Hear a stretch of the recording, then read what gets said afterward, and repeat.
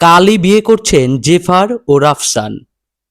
দীর্ঘদিন ধরেই গুঞ্জন চুপিসারে প্রেম করেছেন সঙ্গীতশিল্পী ও অভিনেত্রী জেফার রহমান এবং উপস্থাপক রাফসান সাবাব। যদিও এই ব্যাপারে কখনো সরাসরি মন্তব্য করতে দেখা যায়নি তাদের। বারবার অবশ্য এটিকে বন্ধুত্ব বলেছেন তারা।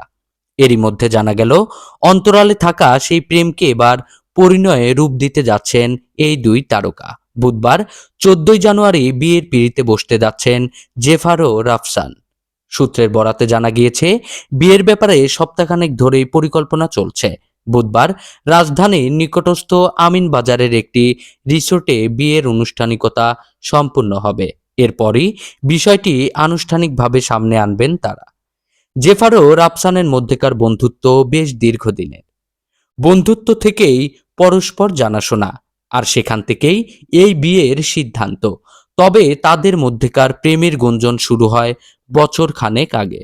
রাফসানের সংসার ভাঙার খবর প্রকাশ্যে আসার পরেই এই নিয়ে নানান চর্চা হতে থাকে।